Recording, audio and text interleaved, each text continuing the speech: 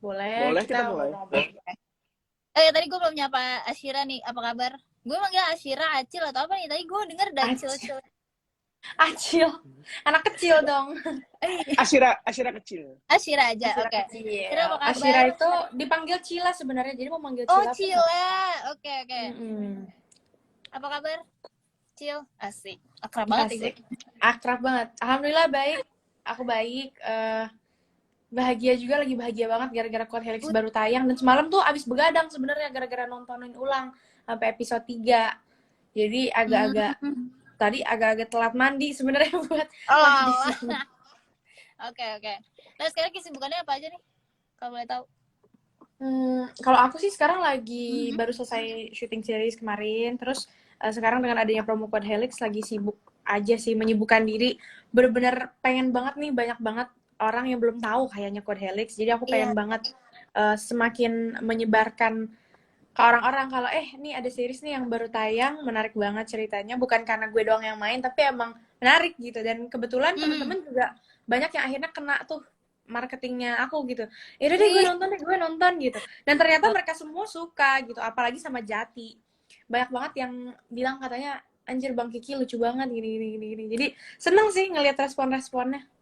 Oke. Berarti ini dari webtoon ya kalau nggak salah? Yes, jadi Code Helix itu ada webtoonnya. Webtoonnya itu namanya Code Helix juga. Dan sebelum gue kepilih kan gue sempat observasi dulu gitu, gue research. Dan ternyata webtoon Code Helix ini menuai banyak banget pujian, bahkan udah ditranslate ke bahasa apa ya? Pokoknya ada lah ke beberapa bahasa. Yang dimana gue juga pas ngebaca pertama kali amazed juga sih, ini ada webtoon yang unik, menarik, dan beda dari yang lain dari segi artwork maupun cerita. Terus gue nggak nyangka aja sih ternyata gue dapet salah satu karakter yang paling apa ya, strong, kayak yang paling bold di situ kan. Terus ternyata gue ngebaca komentar-komentar di video, gue banyak dibenci gara-gara gue over strict. Sumpah pada ngata-ngatain. Gue lihat sih. Oke. Tapi lo berdua nih udah pernah sempat baca. Berarti kan lo belum sempat baca ya, Cila? Gue sempat baca. Jadi kita semua kayak Bang Kiki juga deh. Kita semua tuh udah sempat baca webtoonnya gitu. Iya, karena menurut kita itu adalah salah satu pegangan dan pedoman kita sih buat meranin karakter. Apalagi di webtoon itu kan cukup jelas ya, dijelasin karakter-karakter kita, arc-nya gimana, terus juga secara ekspresi, secara fisikal, pembawaan tuh kalau di komik kan beda sama di novel ya. Jadi udah ada gambar-gambarnya. Itu sih yang bikin jadi lebih mudah mungkin ya buat gue pribadi masuk ke karakter karena udah ada bayangan gitu. Nah, gue mau masuk ke topik Code Helix. Nah, dari gue mau dong kalian kasih tahu ke teman-teman Hai ini yang lagi nontonin live, diceritain karakter masing-masing kalian tuh kayak apa. Boleh dari Kiki dulu. Oke, sebelum kita masuk ke karakter Jati, mungkin bagi penontonnya Hai atau baru aja yang join nih di live ini, sebenarnya kita mungkin bertanya-tanya juga ya. Ini kita ngomongin Code Helix itu apa sih sebenarnya? Apa sih Code Helix itu? Itu awalnya dari mana? Kenapa bisa terjadi Code Helix? Kenapa gue dan Asyira ada di sini sekarang gitu ya? Pokoknya kita rangka ingin memberitahu kalau series terbaru dari Video Originals, yaitu Code Helix sudah tayang. Kalau Code Helix sendiri tentang apa? Code Helix itu tentang seorang anak SMA yang bernama Rendra, yang tanpa sengaja, karena kebetulan Rendra ini mempunyai keahlian di bidang IT. Jadi tanpa sengaja dalam satu hari di sekolahnya dia menemukan kejanggalan yang dimana mengharuskan dia untuk meretas orang tersebut gitu. Dengan kejanggalan itu, awalnya drive dari kejanggalan itu dia ngerasa kayaknya gue perlu deh ngeretas orang ini. Dari situ ternyata dia menuai pujian dari orang yang dia sayang, yaitu Nanda yang diperankan sama Shakira Jasmine. Lalu dari situ dia berusaha untuk membuka topeng-topeng anak-anak yang lainnya gitu.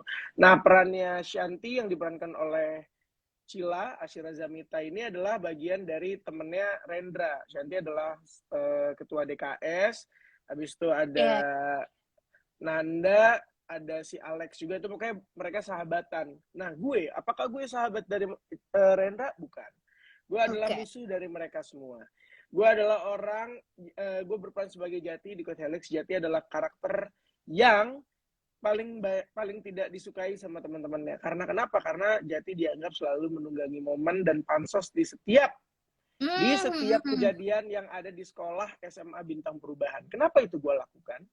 Sebenarnya simpel sih, karena gue tahu bahwasanya gue ini pengen jadi YouTuber, gue pengen jadi influencer, gue ini pengen jadi satu orang yang juga dianggap di sekolah itu. Maka motivasi gue adalah gue bikin konten. Tadinya dari sebelum kejadian-kejadian yang Rendra lakukan meretas orang-orang ini, gue sudah bikin konten. Gue punya konten gue sendiri, tapi nggak pernah ada yang laku, nggak pernah ada yang rame.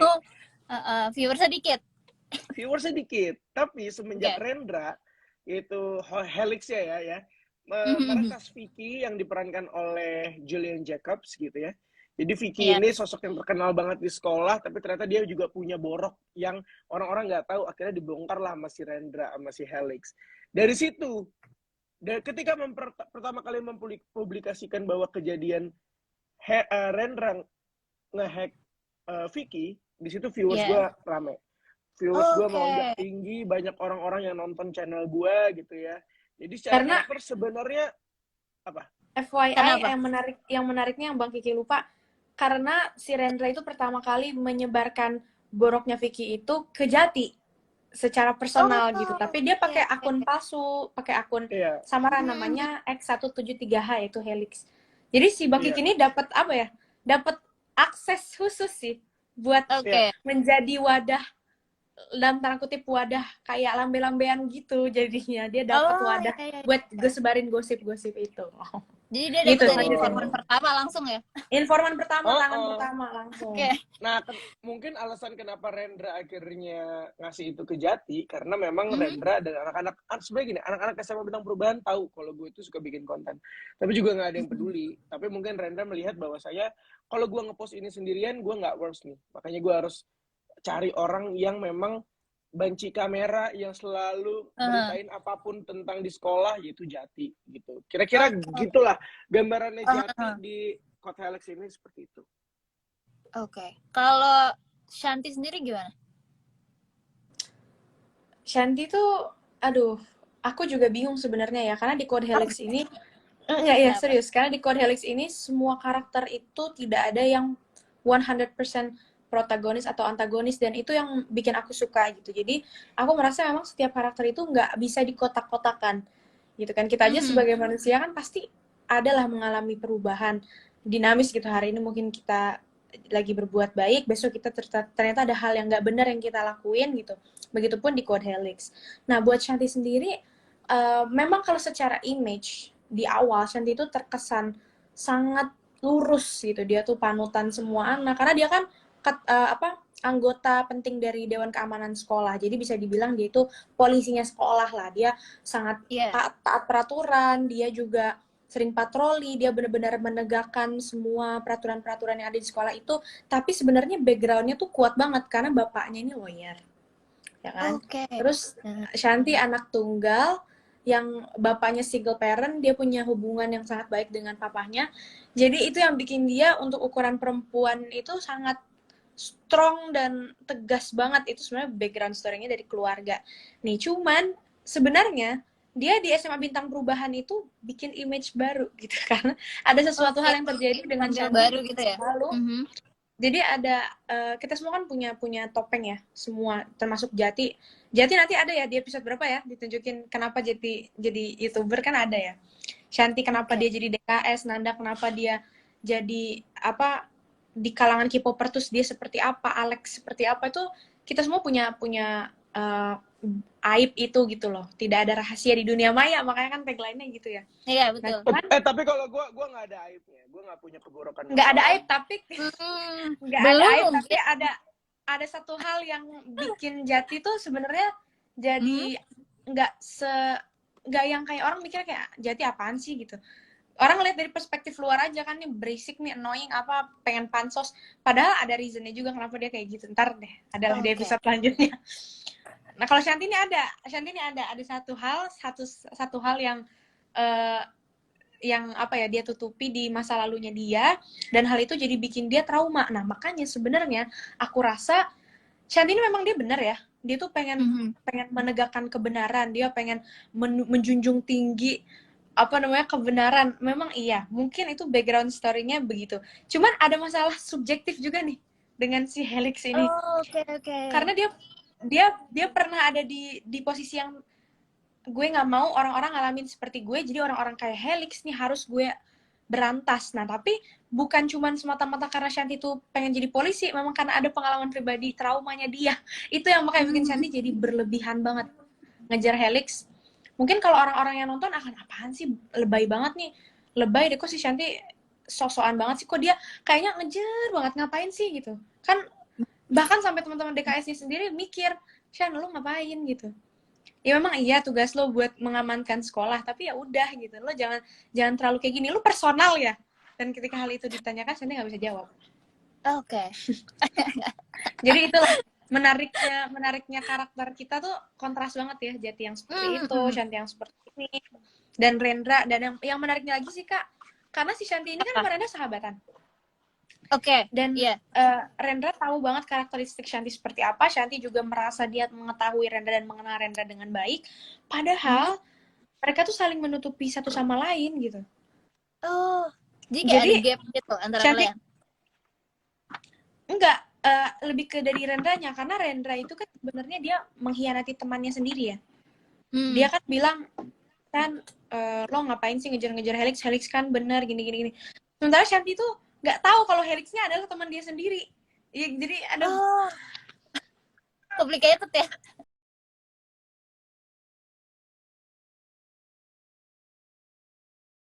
Yang udah menjelang akhir, Shanti tuh kayak dia nelfon Rendra, kayak Rendra bantuin dong, aku pengen ngungkap Helix. Kan kasihan. Oke, jadi ntar di end sebenarnya bakal di ini ya, dikupas satu-satu ceritanya ya di tiap episode. Betul. Jadi tiap episode tuh kita dijelasin punya background-nya gitu loh. Oh, oke. Setiap episode kita punya permasalahan yang berbeda-beda. Ada aib baru yang dibuka. Dan ada tetap satu benang merahnya, yaitu mencari siapa Helix sebenarnya. Dan jadinya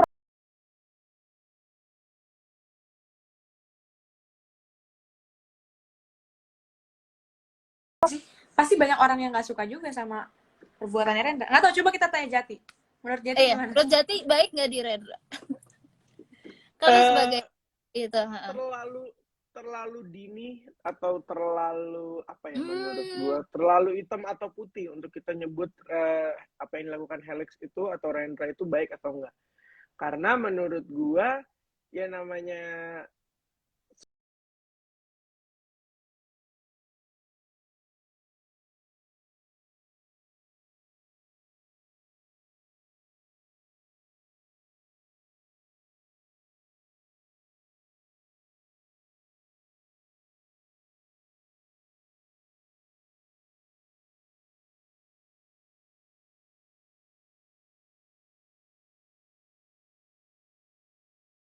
dia tentang apa yang lo lakukan itu pasti itu ngelanggar privasi.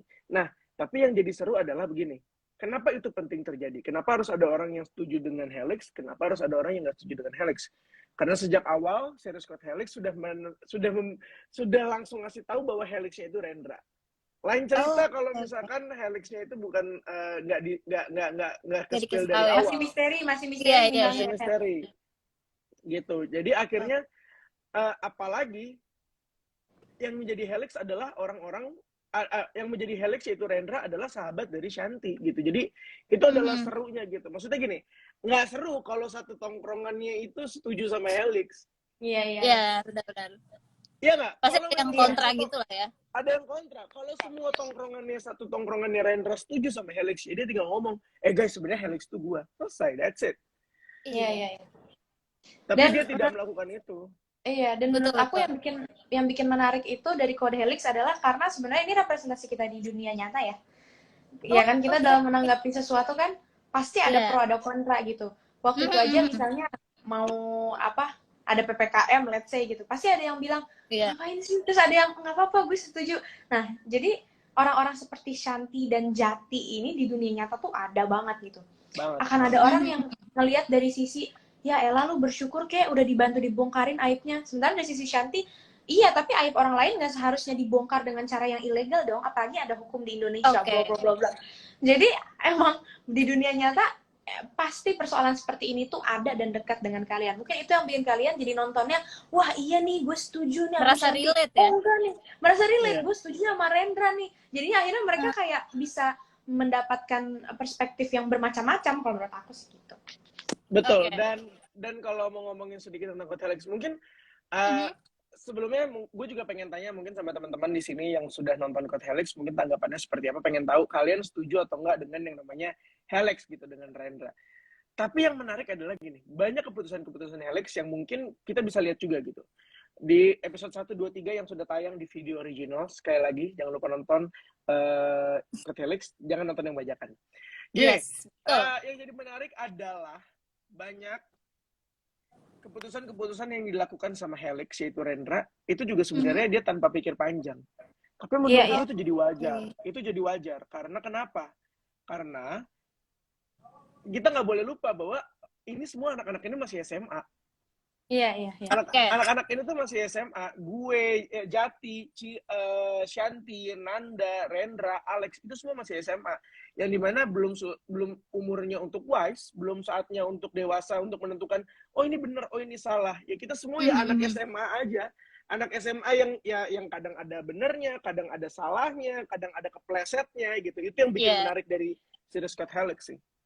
Oke.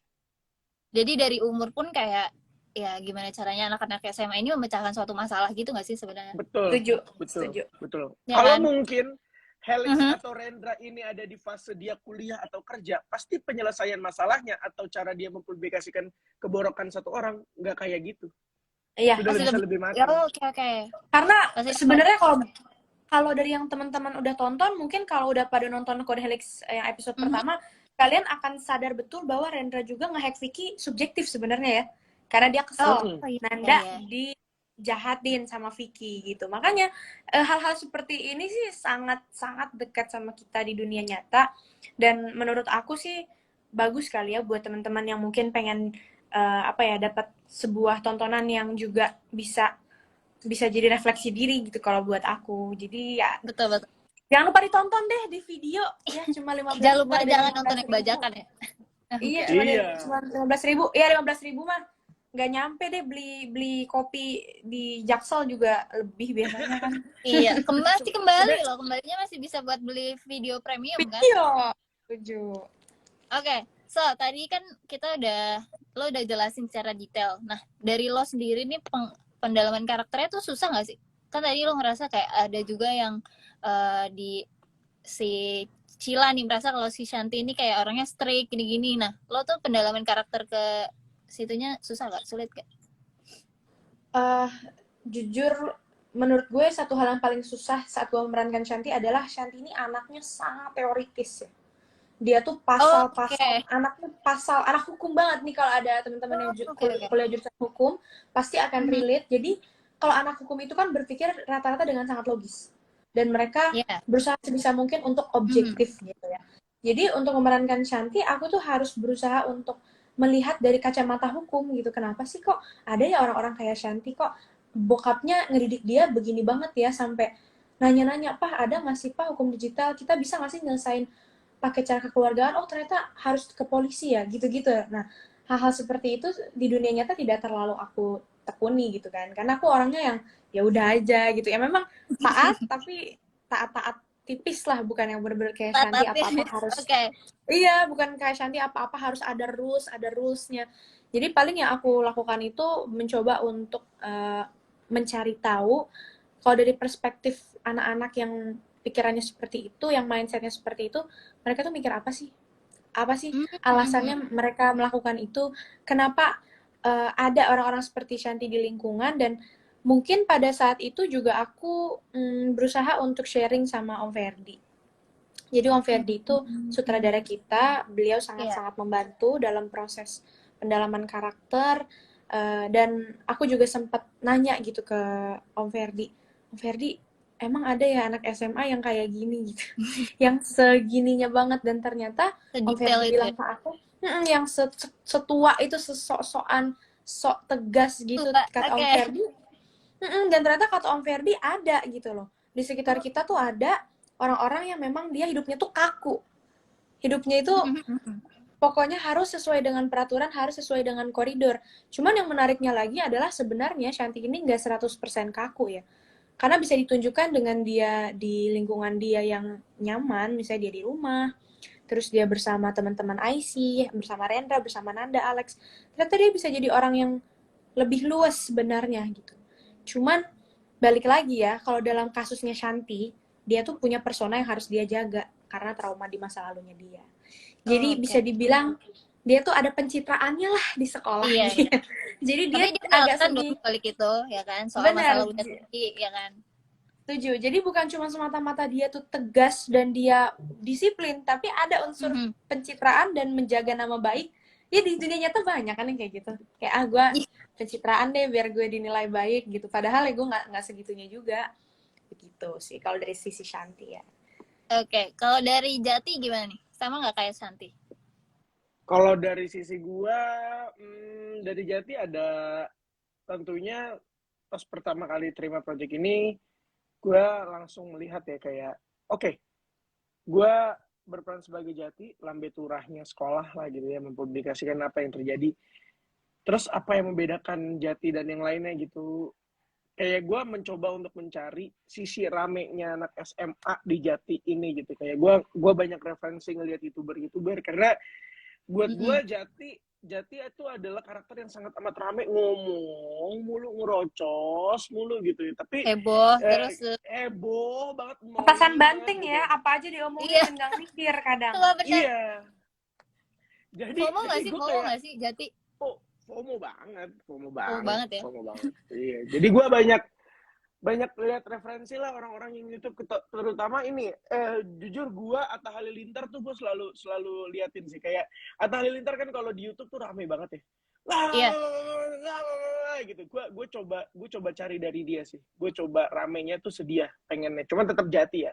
Tapi kayak itu jadi salah satu referensi top gue untuk jadi Jati gitu. Dan gue selalu ya abis gue jadi Jati, ada Alam juga nih, ada Alam Jaya nanti akan berperan sebagai, nanti nonton deh di episode selanjutnya. Oke. Wah itu seru banget tuh bagi Alamnya sama Putri. Ya udah. Oke. Jadi gue suka capek gue habis syuting. Abis syuting tuh pulang malam terus ya nggak sih? Capek banget. Aus. Iya benar. Gila, tapi lo di situ tuh berarti bikin channel lagi ya? Khusus apa? Untuk jadi berarti bikin akun khusus YouTube lagi buat Jati itu? Buat peran Jati enggak sih? Tetap. Oke. Nah, kan tadi lo udah ceritain nih serunya menjadi Jati, pendalaman karakter jadi Jati, jadi Shanti gitu kan. Nah, ada nggak sih karakter dari mereka nih yang lo tuh nggak suka? Kayak, aduh Shanti bisa nggak sih lo nggak gini? Mungkin kalau misalkan dari Cila ya kayak tadi Shanti yang kenapa lo teoritis banget gitu. Ada lagi nggak sih selain itu? Ada sih satu hal yang menurut aku agak kurang dari Shanti. Maksudnya aku tidak mau mendevelop itu dari Shanti adalah karena dia itu terlalu personal gitu. Apa-apa tuh dia bawa ke diri dia sendiri. Jadi hal yang menurut dia benar itu dia cekokin ke orang lain dan orang lain harus nerima. Menurut aku untuk bisa menjadi seorang, untuk bisa, kalau emang dia bilang dia pengen menjadi lawyer yang hebat seperti bapaknya, hal itu sangat tidak boleh dong gitu. Kita harus menjadi objektif dan harus bisa melihat dari dua perspektif. Nah, si Shanti ini kan udah berusaha ya. Pak, aku udah berusaha loh buat ngelihat dari dua perspektif, tapi kok tetap ya aku gondok sama Helix. Sebenarnya inti dari keresahan Shanti itu kan gini. Tapi memang itu adalah hal yang pahit yang harus diterima. Karena pada akhirnya, kalau memang ternyata ada hal-hal yang, aduh gue gak suka lagi, tapi ya gimana? Helix tapi nggak harus dipenjarain juga, tapi gue nggak suka sama dia, ya udah terima gitu. Memang ada hal-hal di dunia ini tuh yang nggak harus lo kejar terus, nggak harus lo paksain, nggak semua hal itu berkutat dan berputar mengitari lo dan based on your ambition. Kayak kalau emang Shanti pengen berambisi, ya udah dia berambisilah atas nama pribadi. Yang menurut aku kurang bijak karena Shanti ini dia berambisi atas nama sekolah. Dia bawa-bawa institusi dia bawa-bawa KS. Jadi mungkin bisa jadi refleksi diri juga ya buat sebagian orang yang sering nih kayak bertindak atas nama pribadi tapi berlindungnya di balik institusi gitu, kayak di balik PT-nya atau di balik apa kelompok yang dia naungi, dan menurut aku itu hal yang sangat tidak bijak. Kalau Shanti kesel sama Helix, kejarlah Helix, cari tahu sendiri, mungkin di luar sekolah. Tapi kalau bawa-bawa DKS dan dengan alasan, iya habisnya kan ini merugikan pihak sekolah. No, are you sure? Lo nggak suka Helix karena emang dia merugikan sekolah atau dia merugikan diri sendiri? Lo? Iya, gitu. Oke. Itu sih yang nggak aku suka dari Shanti. Oke. Gampang baper ya berarti ya Shanti tuh. Wah, nggak tahu. Tanya sama Jati, gimana coba? Setiap beradegan kita bareng, ya, dari marah-marah dulu. Dia selalu marahin gue di Code Helix. Shanti marah-marah mulu sama gue sama Jati. Parah. Gue kayak, lu kenapa sih? Santai aja lagi. Kan gue nggak ngerugiin siapa-siapa. Karena gue tuh orangnya di Jati itu di Code Helix nggak pernah nyebut nama. Gue nggak pernah spesifik nyebut nama orang, walaupun gue suka mancing-mancing ya, kayak gue tahu deh, kayak gue ngerti deh ini siapa nih orangnya nih, tapi gue nggak mau sebut nama karena itu jatuhnya fitnah. Gue tuh orang Jati itu yang sangat amat, menurut gue, tahu menempatkan momen kapan dia harus ngomong, kapan dia harus diem gitu loh. Jadi itu yang menarik dari Jati sih buat gue. Kalau misalkan apa yang nggak setuju gitu, kalau yang nggak setuju dari karakter gue sendiri, karakter Jati sendiri adalah annoying-nya sih. Karena kan gimana ya, gue tuh ngeliat Jati tuh annoying banget sampai dia nggak punya teman. Sedangkan gue dalam pengalaman gue, lu merasa diri lu annoying nggak? Kalau Jati nggak ngerasa dirinya annoying, walaupun dia tahu dia nggak peduli sih. Tapi kalau gue ngelihat Jati, gue selalu dari gue kecil, dari SD sampai SMA sampai kuliah, gue pasti punya teman, pasti supel, pasti tahu caranya masuk ke tongkrongan. Jadi temen gue di mana-mana. Makanya begitu Jati yang nggak punya teman, Jati itu berarti single fighter. Tapi dia tahu kalau Jati itu tahu kalau dia itu dibutuhin gitu. Jadi kayak buat gue mungkin adaptasi sama itunya yang susah. Bahwasanya kayak ya emang gue ngeselin aja, emang gue annoying aja gitu. Dan tapi nanti lu lihat banyak orang-orang yang kebongkar itu dari gue gitu. Oke. Jadi lo sangat berjasa ya di series ini. Of course. Oke. Tadi kan lo bilang kalau misalnya disuruh aku jujur ya, kalau menurut aku Bang Kiki nggak bakal main sama Jati di real life. Pasti bakal baca tuh Jati gituin. Iya. Kalau ada orang kayak Jati, gue nggak akan temenin sih, males gue. Berisik banget ya, pansos banget ya. Iya, pansos banget. Oke. Nah, tadi kan berarti lo di sini udah karakternya pansos, terus pasti lo pernah jadi public enemy gitu kan? Lo ada gak sih dari lo sendiri mungkin atau dari tips Jati cara nyuekin hate comment dan tetap jadi diri sendiri gimana? Oh, ini mah Jati banget. Ini pasti. Iya, ini Jati banget dong. Point of view Jati. Kalau untuk ngomongin hate comment ya kayak gini, namanya sosial media itu yang penting kalau dari Jati pribadi gini. Kalau gue ngomongin dari yang paling penting untuk bisa menghiraukan hate comment adalah balik lagi ke tujuan lo kenapa bikin itu. Motivasi lo apa gitu. Kayak ketika lo udah tahu motivasi lo. Kiranya live. Kayaknya ininya oke, dia tuh join ulang. Oke, lanjut. Enggak ini. Jadi kenapa menurut gue Jati itu nggak peduli sama komentar orang-orang ataupun dia dibenci, karena dia tahu tujuannya dia mau ngapain, dia tahu motivasinya dia tuh mau ngapain, dan dia tahu apa yang ngebuat orang-orang itu bisa mau nonton dia, jadi dia tahu. Makanya persoalan-persoalan dia nggak disukain segala macam nggak jadi masalah, karena gue tahu tujuan gue apa gitu. Oke. Jadi ya lo nggak dengerin kata orang lah, toh dia merasa gue bener dan gue betul nggak, ya kan masih ngikutin rules, jadi nggak.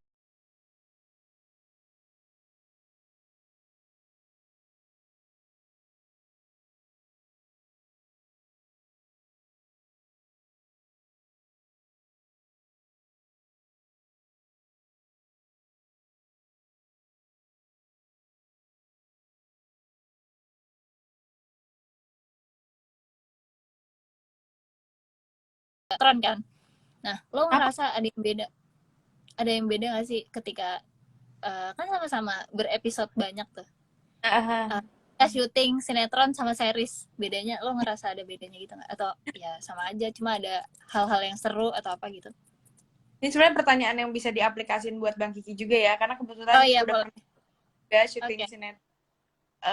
Nggak tahu, kalau dari perspektif aku sih, sebenarnya yang berkarya gitu ya lewat seni peran sebenarnya sama aja sih gitu, semuanya tuh sama, cuman beda di mediumnya aja. Cuman kalau boleh jujur, makin kesini aku makin merasa nyaman ketika aku bekerja di lingkungan yang emang sama-sama mau pakai hati gitu, sama-sama yuk kita cari, kita kulik, terus kita bener-bener representasikan karakter kita dengan baik.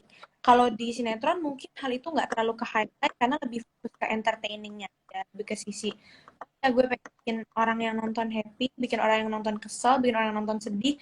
Tapi untuk dari sisi pendalamannya, dari sisi nggak terlalu aku masukin dan nggak perlu juga sih. Karena kan penonton sinetron juga biasanya tidak sedetail itu juga kan dalam melihat ceritanya panjang, dan most of our sinetron di Indonesia itu mereka nggak nggak benar-benar terstruktur sampai 2 episode udah ada cerita, kan bisa di tengah jalan dibikin satu demi satu gitu. Nah karena itu juga mungkin jadinya secara cerita pasti beda tuh flow-nya sama series yang dimana kalau aku pribadi aku lebih enjoy ketika kita sudah tahu tujuan dari cerita kita nih mau kemana. Kayak Code Helix menurut aku ini salah satu cerita yang nggak tahu ya, coba kita kayak Bang Kiki ya, salah satu cerita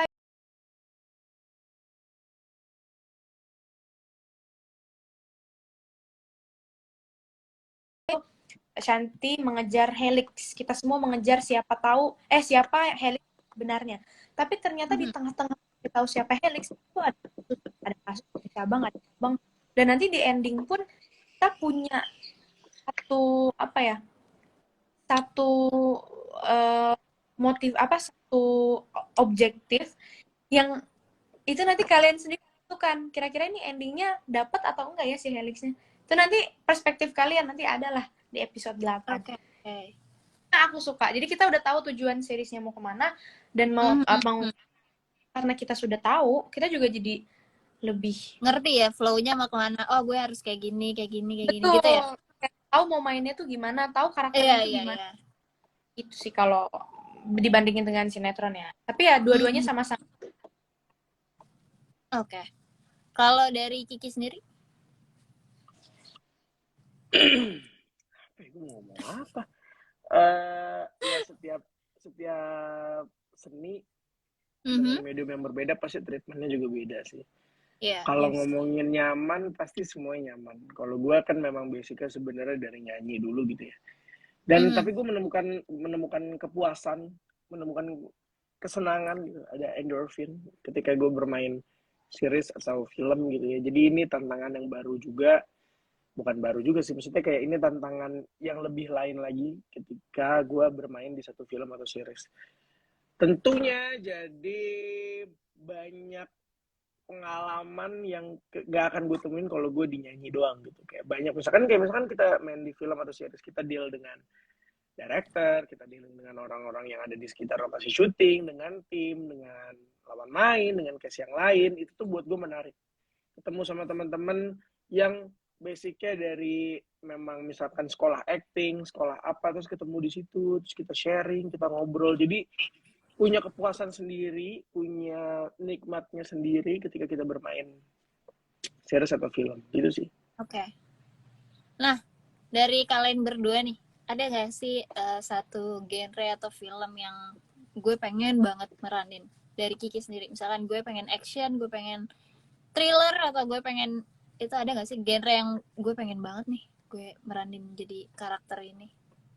Gue pengen kalau gue pengen banget main film atau menjadi tokoh film itu komedi tapi romance, romcom lah jatuhnya gitu. Karena gue termasuk orang yang suka nonton itu. Gue suka film-film romance komedi kayak filmnya Adam Sandler gitu, gue suka banget gitu. Jadi gue pengen bahwasanya film komedi yang romance gitu tuh gue tertarik untuk itu. Kalau untuk kesempatan yang lain-lainnya seperti action atau thriller atau horror, ya gue juga horror udah pernah nyobain walaupun nggak gore ya, kategorinya nggak ekstrim, tapi gue menanti sih untuk main film horor gue menanti untuk main film action mungkin gitu ya, yang mana ada kesempatan selagi cerita, sutradara dan pemain-pemainnya gue anggap gue bisa bergabung di situ dan mereka percaya sama gue, jalan aja.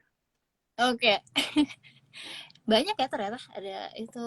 Tapi lu kepengen banget jadi ini gak sih, kayak meranin salah satu musisi, biopik musisi siapapun?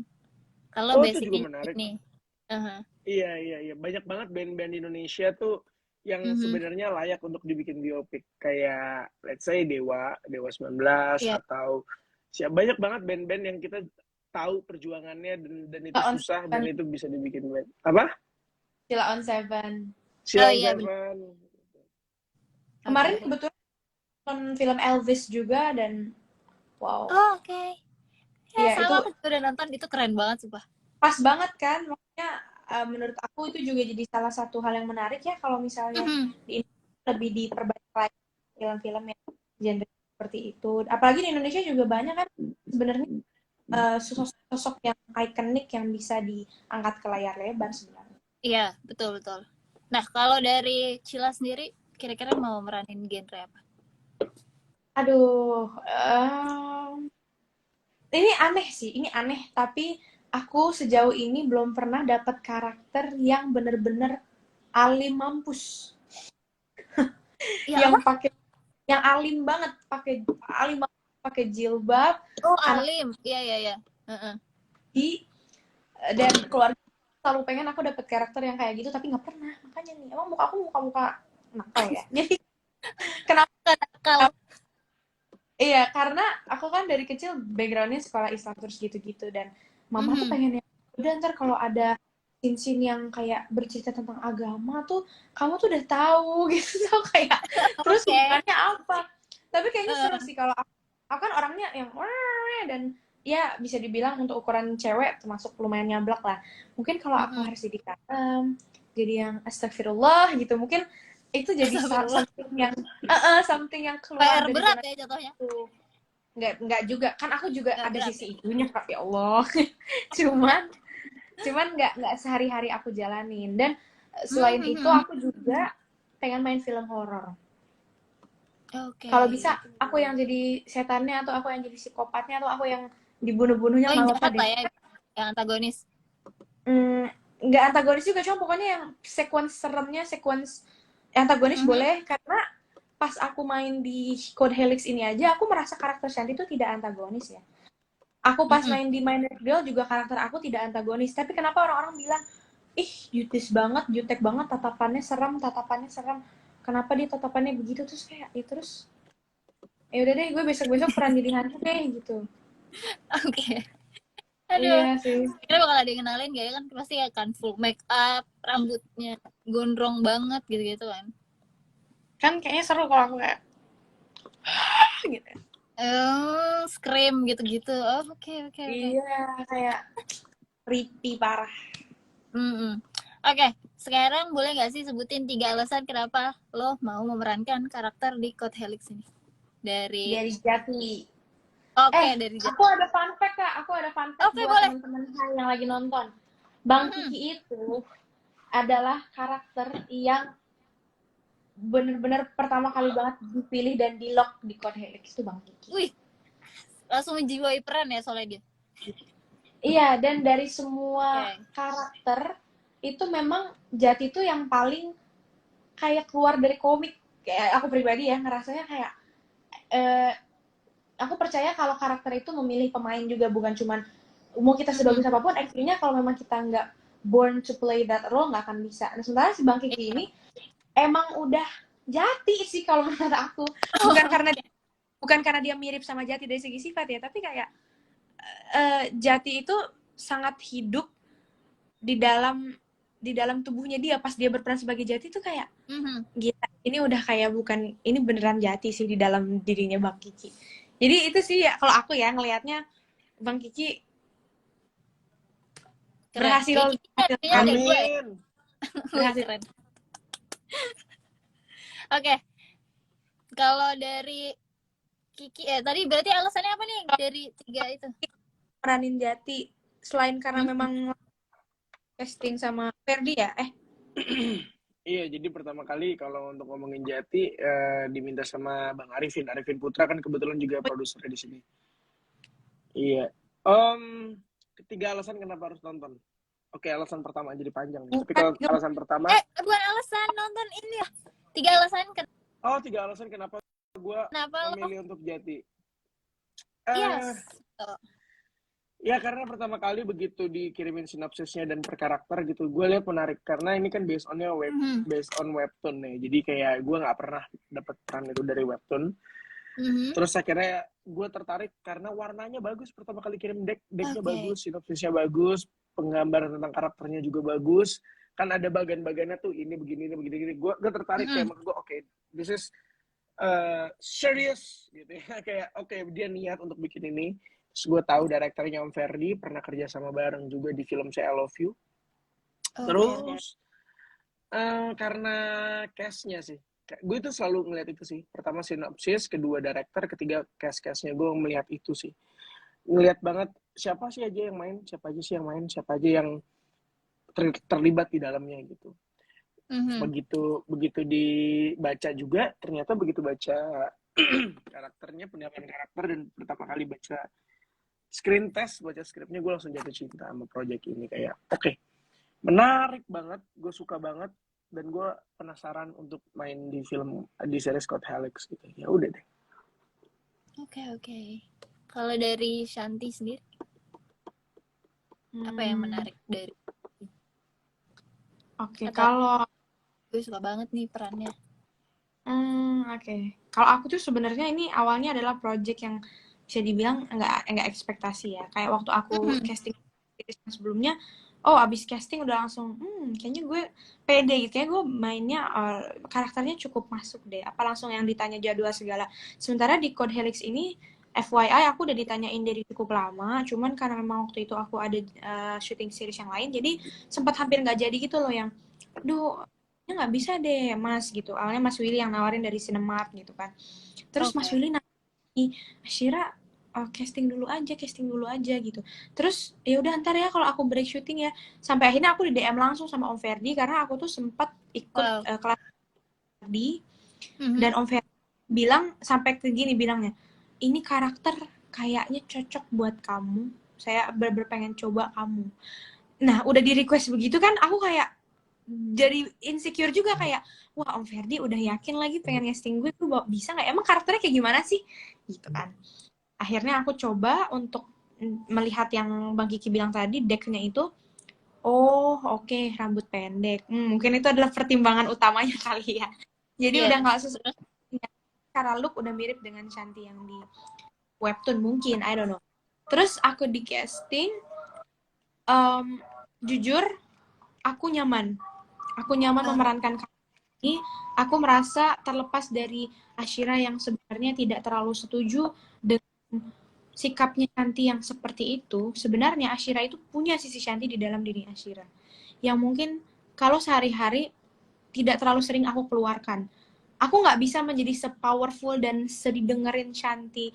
Nggak bisa aku menjadi setegas dan sedisiplin itu gitu, karena ya aku tidak punya jabatan itu. Dan ketika menjadi Shanti ada kepuasan ketika aku bisa menjadi sosok yang berani dan aku didengerin sama orang-orang, terus aku juga bisa mengambil keputusan, itu cukup satisfying buat aku. Terus pas aku lanjut ke masalah cast itu ya, seperti Bang Kiki tadi, terlepas dari ceritanya yang menarik banget juga, aku tanya castnya siapa. Pemeran utamanya Ajil Dito. Wah, Ajil tuh udah sahabatan sama aku 4 tahun. Jadi kayak iya, untuk bisa bermain dengan teman-teman aku sama Shakira sama Ajil udah temenan dari lama. Terus Bang Kiki tuh, aku dulu ngefans sama Bang Kiki. Nih, setiap live gue sebut nih. Oke, komen nih, Ki. Iya, pas SD tuh pas SD tuh aku komen. Terus? Jadi pas ditanya aku nanya Kiki siapa? Kiki Fatmala? Kayak bukan. Aduh. Terus aku langsung kayak, demi apa sih gitu. Jadi ya udah aku yang ya Allah main sama sahabat, sama idola. Terus Julian, aku juga sempat yang wah iya lagi sering dengerin lagunya, tahu orangnya seperti apa walaupun gak akrab. Jadi kayak wah merasa privilege aja sih bisa berada di kalangan cast-cast yang udah berpengalaman. Ya udah akhirnya aku kayak sikat. Walaupun sempat deg-degan ya, karena ternyata si Shanti ini dialognya ya Allah, dialognya ini Di banget. teoritis itu ya? Iya, diplomatis banget dan kalimat-kalimatnya Shanti itu kan birokratis ya. Jadi aku tuh nggak bisa senyantai dialog-dialog sehari-hari gitu loh. Jadi benar-benar harus dihafalin. Makanya ya cukup menantang sih. Cukup tertantang banget ya. Ada nggak sih dari kalian nih yang ngetek scene-nya tuh yang ngeteknya sampai berulang kali gitu? Ada nggak? Yang sampai sesulit itu? Ya boleh dari Kiki boleh. Yang mungkin tag-nya rada susah, adjustment-nya itu yang tadi mungkin kita ngobrol di awal. Helix ya. Karena dia ada one tag dan itu ya. Rubah ada cantik. Oke. Kalau dari Cila sendiri? Sama sih kayak Bang Kiki, karena itu kan hari pertama banget. Istilahnya kita masih raba-raba juga karakter kita seperti apa, dialog juga ya mungkin masih adalah pengaruh nervous hari pertama. Jadi cukup pressure sih pada saat itu, cukup pressure, apalagi dengan segala teknisnya yang kita harus silang-silang melewati rintangan itu gitu ya. Jadi lumayan masih kaku, masih kagok. Cuma balik lagi ternyata karena emang kita bonding dengan cukup cepat. Walaupun di Helix World waktu itu aku ngerasa, aduh gimana ya, masih susah banget lagi, masih hari pertama. Tapi di hari ketiga, keempatnya udah langsung gampang sih, udah langsung ngeblend. Karena mungkin bantuan dari kru-kru dan teman-teman cast yang kooperatif juga sih. Aku jadi merasa lebih santai sedikit. Nah itu tuh, ada sih nanti ada Ashira, kadang overthinknya nggak nyantai. Ada. Oke. Gitu. Sulit ya. Nah, dari kalian sendiri nih pribadi apa sih yang bikin series dengan genre drama misteri ini ya, yang beda dari series yang lain? Terserah dari siapa aja boleh. Ini boleh. Oke, kalau apa yang bikin Code Helix ini jadi beda karena ya latarnya SMA. Anak-anak SMA yang penuh dengan kenaifan, penuh dengan rasa ingin tahu yang tinggi, anak SMA yang pada umumnya aja gitu masih banyak ngelakuin kesalahan dan ceroboh dan segala macam. Tapi cerita di balik itu ini temanya tentang hack, tentang meretas, tentang hacking gitu kayak ini menarik banget. Gua sih jujur yang bikin gue seneng banget tadi project ini kan ceritanya beda. Beda dalam artian ini fresh banget. Bagaimana tentang hack itu, tentang meretas, tentang membobol privasi, itu tuh cerita yang sangat amat relate gitu loh. Banyak di kehidupan kita sehari-hari itu kita mengalami itu. Ada yang mencoba masuk ke Instagram kita, lalu nge-hack dan segala macam. Dan premis tentang semua orang memakai topeng itu tuh menurutku menarik banget. Kita tuh nggak bisa langsung ngejudge orang ini baik atau enggak. Karena semua yang ada di sosial media itu bohong.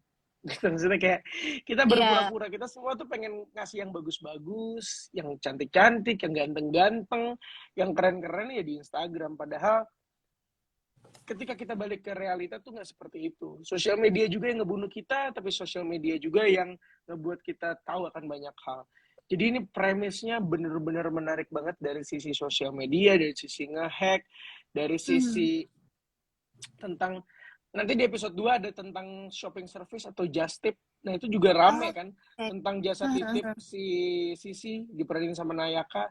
Bagaimana ternyata just tip itu membawa satu cerita yang menghebohkan di SMA Bintang Perubahan. Apa yang dilakukan sama just tip itu? Apakah dia nipu? Apakah dia pakai duitnya untuk apa? Bagaimana cara dia keluar dari situ? Dan gimana cara Rendra sebagai Helix untuk ngebongkar itu? Jadi bener-bener permasalahannya itu relevansinya ada banget di setiap kehidupan kita gitu. Entah dia SMA ataupun dia udah ke SMA atau dia kuliah dan segala macam. Dan isu-isunya menarik sekali gitu. Dan itu yang dilakukan sama anak-anak SMA. Jadi menurutku ini satu cerita latar belakang SMA yang sangat amat menarik, sangat amat fresh, sangat amat patut untuk ditunggu setiap minggunya di Video Originals. Oke. Memang kayak kalau cerita relate tuh orang jadi kayak seru karena merasa gue pernah nih kayak gini juga gitu. Iya betul. Ya kan? Jadi orang, oh gue kepo terus, mau follow up terus, mau nonton setiap episodenya. Kalau dari Cila sendiri, apa yang menurut lo Aku beda? sebenarnya pretty much sama Bang Kiki. Aku juga merasakan Code Helix ini punya satu cara tersendiri gitu loh buat mengedukasi anak-anak yang seumuran kita dengan cara yang menghibur dan pastinya kita tuh menyampaikan pesan dengan cara yang fun gitu loh, dengan media audio visual yang juga ada Helix World. Mungkin itu adalah salah satu keunggulan Code Helix dibanding series-series lainnya, yaitu cara si Helix ini ngehack benar-benar ditunjukin dengan cara yang seru, yang beda dari yang sebelum-sebelumnya.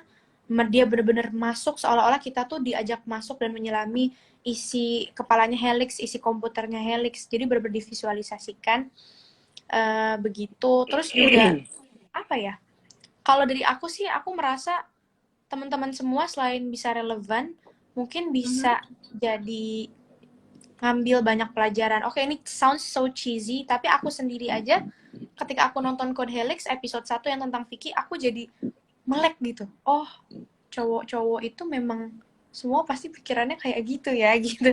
Pasti mau nggak mau akan ada hal-hal yang terjadi kalau misalnya kita nggak aware gitu, kita pergi ke rumah cowok yang seperti apa, kita nggak ditemenin, itu bahaya. Aku jadi langsung nyambungnya gini loh, anjir, orang tua gue dulu sering ngasih tahu jangan ke rumah cowok sendirian kalau baru kenal. Oh ternyata ini gitu loh. Jadi hal-hal kayak gitu tuh sangat menurut aku sangat cepat masuk ke otak aku karena aku melihat dan menyaksikan adegannya gitu. Jadi aku sebenarnya sama semua main diomongin Bang Kiki, cuman aku mau negesin aja ke teman-teman semua bahwa kalau bisa nontonnya tuh dengan pikiran yang terbuka, jangan terlalu, aku nih jujur ya, aku agak kesel kadang kalau orang terlalu fokus ke hal-hal yang sebenarnya nggak terlalu penting. Misalnya mereka ngebanding-bandingin storyline webtoon dengan yang asli, terus mereka fokus ke small things yang sebenarnya nggak terlalu matter gitu ya, ke arah misalnya kenapa begini, kenapa begitu, kenapa kok Helix di webtoonnya jadi di webtoonnya pendiam, di ceritanya yang di series jadi lebih banyak ngomong. Karena ya kita hanya berusaha untuk membuat Code Helix ini jadi series yang lebih real aja sih, jadi lebih nyata. Nggak mungkin semuanya persis kaku sama seperti yang dituliskan dan digambarkan di panelnya. Intinya mah ambil aja sih hal-hal yang baik-baiknya dari kita, karena aku yakin banyak kok yang bisa diambil. Jangan lupa juga nontonnya jangan bajakan, itu tuh kan jadinya ini ya ironi ya, kayak ya Allah, sebuah ironi banget nih kalian nonton series tentang masalah hacking, tentang membobol privasi, tentang melanggar hukum, tapi nontonnya dengan cara yang ilegal, kan melanggar hukum juga ya. Gitu. Karena aplikasi video ini kan bayarnya mulai dari 15.000 doang. Terus kalian tuh bukan cuma bisa nyaksiin series kita Code Helix doang, tapi ada banyak. Bisa nonton DJS The Movie, bisa nonton Married with Senior, bisa nonton My Red Girl, Dating Queens yang baru, Dating Queen Pertaruhan. Terus ada apalagi tuh yang terakhir Virgin Mom. Itu kan semuanya bagus-bagus ya. Jadi ya kalau bisa, kalau kalian memang pengen mensupport kita, mensupport perfilman Indonesia, mensupport series-series yang anak bangsa bikin, ya supportlah dengan cara yang juga legal, yang juga sepatutnya gitu loh. Jangan pakai aplikasi-aplikasi yang lain. Buat cowok-cowok nih ya, kan Premier League bakalan tayang di video. Ya udah bisa, udah mulai dari sekarang langganan sambil lu nungguin bola Premier League sambil lu nonton aja Code Helix. Benar. Dan nyesel pokoknya bayar 15.000 lah ya. Iya, dan maksudnya ini tuh ya Allah, menurut aku buat terakhir banget nih ya, satu hal yang aku lupa bahas lagi, Code Helix itu bisa ditonton semua umur FYI ya. Jadi mau kalian nonton sama orang, mau nonton sama 13 plus maksudnya ya, tetap dengan bimbingan orang tua. Maksudnya, jadi tonton semua kalangan, mau orang yang dewasa, mau anak kecil, masih SMP misalnya. Tapi kan ini kan juga masih dekat lah ya dengan kehidupan kalian. Kita kan anak remaja, anak SMA. Mau ditonton perempuan, laki-laki, mau romance-nya juga ada. Kalau misalnya kalian kira Code Helix tentang hacking doang, no. Kita di sini ada unsur romance-nya juga, ada unsur persahabatannya. Jadi nggak usah khawatir bakalan nggak suka. Kalau menurut aku sih ditonton dulu ya, ntar juga sayang. Oke, jadi buat kalian nih teman-teman Hai, nggak berasa udah sejam ternyata dan gue harus mengakhiri interview ini karena gue tahu kalian juga pasti akan punya kesibukan lain. Jadi jangan lupa nonton Code Helix, dari cerita yang udah relate, terus lo bakal dapet insight-insight kayak tadi tuh si Cila soal lo jangan pergi sendiri, kalau sama cowok tuh harus temenin gitu-gitu kan. Terus tadi dengan storyline yang seru dan ada CGI-nya juga, pasti lo penasaran banget. Dan cuma 15.000 lo udah bisa nikmatin full episode. Terus tadi juga cowok-cowok bisa nonton bola juga. Jadi thank you so much kalian berdua, Rizky, Kiki, terus ada Thank you. Cila. Makasih banyak udah join, udah meramaikan live hari ini. Hai online yang udah ngajak kita buat interview dan menyuarakan tentang Code Helix di sini. Pokoknya intinya nonton Code Helix, tayangnya setiap hari Rabu ya. Jadi ini udah ada 3 episode. 1, 2, 3. Nah, minggu depan keluar episode 4. Pastinya seru banget, akan membahas satu hal yang relate banget sama kehidupan kita, yaitu tentang relationship goals. Oke, nice. Oke, buat lo yang udah gak sabar, jadi jangan lupa tunggu hari Rabu lagi ya berarti. Tunggu hari Rabu. Yes. Minggu depan. Oke. Oke, see you everyone. Dadah. Makasih banyak ya. Thank you semua. Thank you.